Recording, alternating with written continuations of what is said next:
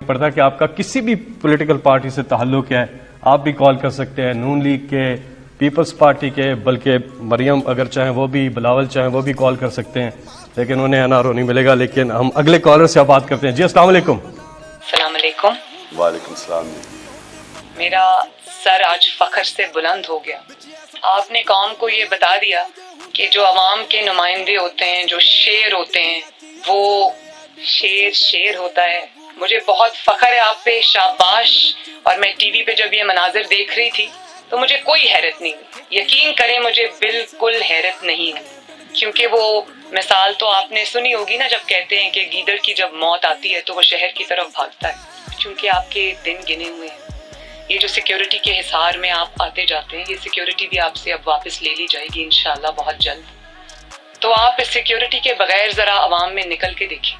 22 کروڑ عوام ہاتھ میں جوتا لیے آپ پر حملہ کرنے کے لیے تیار بیٹھی ہے، اور کئیوں نے تو ہیلز کے ساتھ جوتے پہنے ہوئے۔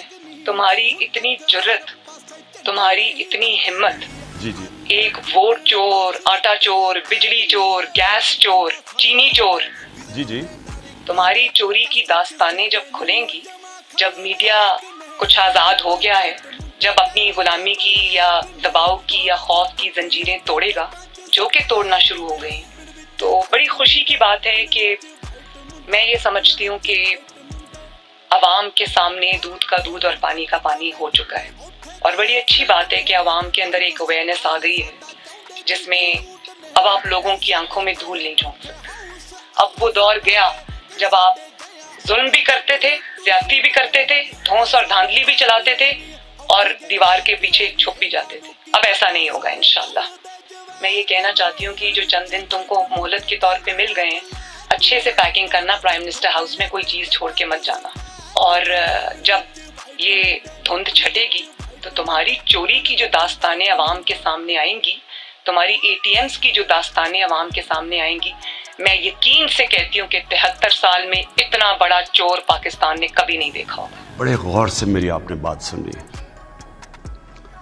یہ جو کرپشن ہے نا، یہ ایک ایسی کینسر ہے جو صرف پاکستان میں نہیں پھیلی ہوئی، یہ ہر غریب ملک جو دنیا کا ہے اس کی بنیادی کرپشن ہے۔ کرپشن ایک ایسی چیز ہے جو ایک امیر ملک کو تباہ کر دیتی ہے، ایک دیمک کی طرح پھیل جاتی ہے۔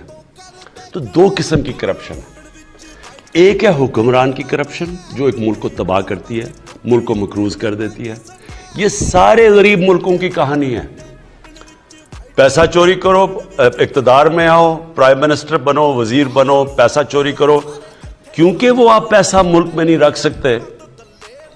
اگر میں پٹواری ہوں، میں تھانے دار ہوں، میں سرکاری نوکر ہوں، تو چلے میں 1 کروڑ 2 روپے 2 کروڑ کی کرپشن کر لوں گا، 10 کی کر لوں گا، وہ میں اپنے گھر کے نیچے کھود کے تو نیچے چھپا دوں گا۔ لیکن جب میں اربوں روپے کی کرپشن کروں گا تو وہ تو میری گھر میں نہیں نہ آنے لگی، تو وہ پھر میں حوالہ ہنڈی سے ملک سے باہر بھیجتا ہوں، دگنا نقصان کرتا ہوں۔ پہلے میں چوری میں اربوں روپے کی، پھر جب میں، کیونکہ وہ ملک میں نہیں چھپ سکتی، میں جب ملک سے باہر بھیجتا ہوں، آف شور اکاؤنٹس میں بھیجتا ہوں، لندن میں مہنگے مہنگے علاقوں میں بڑے بڑے محل خریدتا ہوں، تو ملک کو اصل میں نقصان میری طرح کا، جب پرائم منسٹر چوری شروع کرتا ہے تو اصل تباہی ملک کی تب آتی ہے۔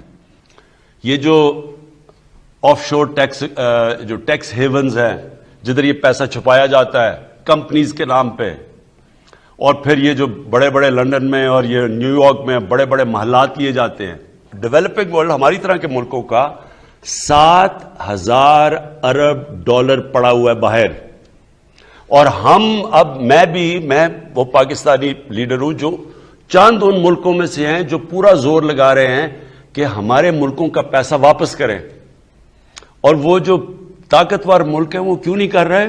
کیونکہ ان کو فائدہ ہو رہا ہے۔ جب ہمارے سے یہاں ہزار ارب ڈالر جب غریب ملکوں سے وہاں جاتا ہے تو نوکریاں ادھر ہوتی ہیں، خوشحالی ادھر ہوتی ہے، تباہی ادھر آ جاتی ہے، غربت ادھر آ جاتی ہے۔ یہ سب سے بڑا مسئلہ ہے کرپشن کا۔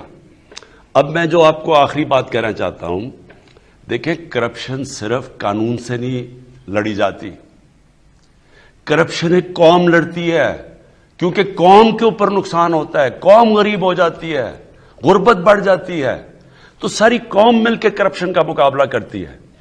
اب میں عمران خان ہر روز کرپشن کی بات کرے, لوگ تو تنگ آ جائیں سن کے, جی کوئی پکڑا ہی نہیں جا رہا. لیکن عمران خان اکیلا نہیں لڑ سکتا, عدلیہ نے پورا لڑنا ہوتا ہے اس کرپشن سے. اب کئی آپ کے سامنے ہیں کہ وہ ججز نے اٹھ کے, پتا چلا ایک کنوکٹڈ آدمی کو ہم کم از کم کہہ رہے تھے کہ نواز شریف کم از کم 7 ارب روپے کا اس کی شیورٹی بانڈ دو, انہوں نے اس کے باوجود باہر بھیج دیا. تو عدلیہ اگر ساتھ نہیں دے گی ہم نہیں لڑ سکتے. اگر اس کے اندر نیب نے صحیح کیسز بنانے ہوتے ہیں, وہ ہمارے ہاتھ میں نہیں ہے. یہاں بڑے بڑے کرپٹ لوگوں کو ان کو ایسے شادیوں پہ بلایا جاتا ہے جیسے کوئی وی آئی پیز آ رہے ہیں, سارے لوگ ان کو ایسے مل رہے ہیں جیسے کہ وہ انہوں نے پتہ نہیں کشمیر فتح کر لیا ہے. لوگ ان کو جب برا ہی نہیں سمجھیں گے تو کیا آپ کا خیال ہے قانون بنانے سے کرپشن ختم ہو جاتی ہے؟ کیوں پٹواری نہیں کرپشن کرے گا, کیوں نہیں کوئی اور رشوت لے گا؟ جب معاشرے میں وہ دیکھ رہے ہیں کہ اوپر بڑے بڑے کرپٹ لوگوں کو وہ جیل سے نیب سے نکل رہے ہیں, ان کے اوپر پھول پھینک رہے ہیں جو انہوں نے کوئی بہت بڑا مارکا مارا ہے. یہ جو آج کل جنگ لڑی جا رہی ہے رول آف لا کی, قانون کی بالادستی کی جنگ ہے. ایک وہ لوگ ہیں جو کہتے ہیں جی ہم قانون کے اوپر ہیں, ہمیں جرت کیسے ہوئی پاکستان کے قانون کی کہ ہمارے اوپر ہاتھ ڈالو. وہ جا کے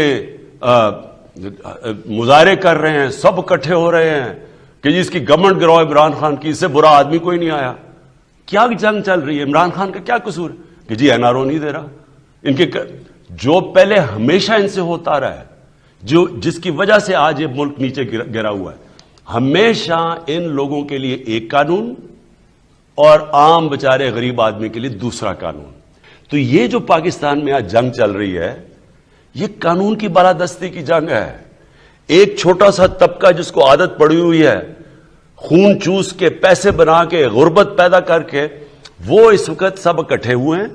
اور دوسری طرف ہماری طرح کے لوگ پوری کوشش کر رہے ہیں اس ملک کے اندر کہ سب کو قانون کے نیچے لایا جائے. یہ آپ کو سمجھنے کی چیزیں ہیں کہ یہ جنگ ساری قوم لڑتی ہے, اکیلا عمران خان یہ جنگ نہیں جیت سکتا. ہم سب نے مل کے فیصلہ کرنا ہے. تو اوپر سے کرپشن کے اوپر ہاتھ ڈالا جاتا ہے, نیچے باغ کے پھر پٹواری وہ سب خود ہی ٹھیک ہو جاتے ہیں. آپ نے کہا نا جی قیمت بڑھ گئی ہے, مجھے یہ کہ جی کرپشن کی قیمت بڑھ گئی. کرپشن کی قیمت کیسے نہیں بڑھے گی جب وہ سارا دیکھ رہے ہیں نیچے کہ جی ہمارے تو حالات ویسے مشکل ہے مہنگائی میں, تو اوپر جو اربوں روپے کی چوری کر کے بیٹھے ان کے اوپر لوگ پھول پھینک رہے ہیں.